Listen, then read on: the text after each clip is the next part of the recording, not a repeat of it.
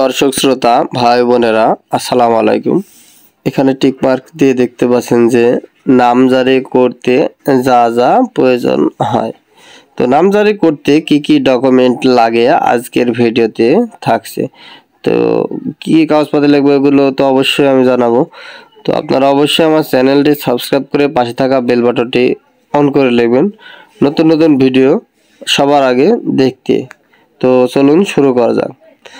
নামজারি আবেদন করার জন্য নিচের ডকুমেন্টগুলো জমা দিতে হবে। তো অনলাইনে আবেদন করার আগে আমি যেই 8টি ফর্মুলা দেখাবো সেই ফর্মুলাগুলো অবশ্যই আপনারা আগে থেকেই নিয়ে রাখবেন, ঠিক আছে, বা তুলে রাখবেন। এগুলার পরে আপনারা অনলাইনে নামজারির জন্য আবেদন করবেন। আশা করি আবেদনটি সক্রিয়ভাবে হয়ে যাবে।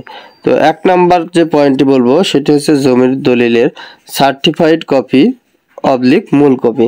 তো সার্টিফাইড কপি যেটি সেটি হচ্ছে সত্যায়িত কপি। তো সত্যায়িত করলে জিনিসটা এমনিতেই মূল কপি হয়ে যায়। তো মূল কপি বা সত্যায়িত কপি। হ্যাঁ, এবারে 2 নাম্বার পয়েন্টে যাই। 2 নম্বরে হচ্ছে পরে যদি SARS খতিয়ানের কপি লাগবে আপনাদের। তো নামজারি করার সময় অনেকে হয়তো বা দুইটার ভিতরে পার্থক্য যেতে পারে।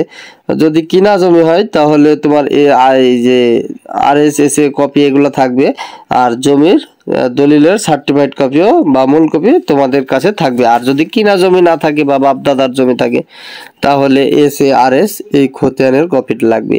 তখন কিন্তু এই যে 1 নম্বরে যে দলিল সেই দলিল কিন্তু লাগবে না, শুধু RSSA দলিল থাকবে যদি দাদার আমলের বা দাদার আমলের জমি থাকে, যদি কিনা না হয়ে থাকে ওয়ারিশের থাকে। তো তারপরে 3 নম্বরে যেটা আমি বলছি যে ওয়ারিশান সনদের কপি যদি ওয়ারিশ সূত্রে প্রাপ্ত জমি হয়। হ্যাঁ, ওয়ারিশ সূত্রে যেটা বললাম বাপদাদার যদি হয় তাহলে ওয়ারিশ লাগবে, ঠিক আছে। তারপরে ছবি জন্ম নিবন্ধনের ভিত্তিতে আবেদন করলে, ছবি জন্ম নিবন্ধনের ভিত্তিতে আবেদন করলে মানে জন্ম নিবন্ধনের যদি ভিত্তিতে আবেদন করেন তাহলে কিন্তু ছবি লাগবে।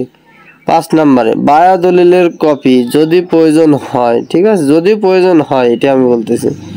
6 নাম্বার অবশ্যই একটি মোবাইল নাম্বার লাগবে। এই মোবাইল নাম্বারে ওটিপি কোড যাবে, ওটিপি দেওয়া লাগবে।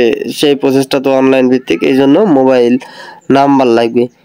7 নম্বরে জাতীয় পরিচয়পত্র, যার NID কার্ড সেটি হচ্ছে লাগবে, অবশ্যই এটি লাগবে। আর এটি আগে করার দরকার ছিল যে এই যে 8 নাম্বার পয়েন্টটি কর বা খাজনার রসিদ, এটি কিন্তু সর্বপ্রথমে আমাদের বলা উচিত ছিল। তো এই পয়েন্টটা 8 নাম্বার হয়ে গেছে। অবশ্যই কর বা খাজনার রসিদ আপনাকে জমা দেওয়া লাগবে। তো এইগুলো নিয়ে যদি আপনারা আবেদন করেন, আবেদন করার পর এগুলো যদি সিলেন্ট অফিসে জমা দেন অবশ্যই আপনাদের খারিজটি 1170 টাকায় হয়ে যাবে।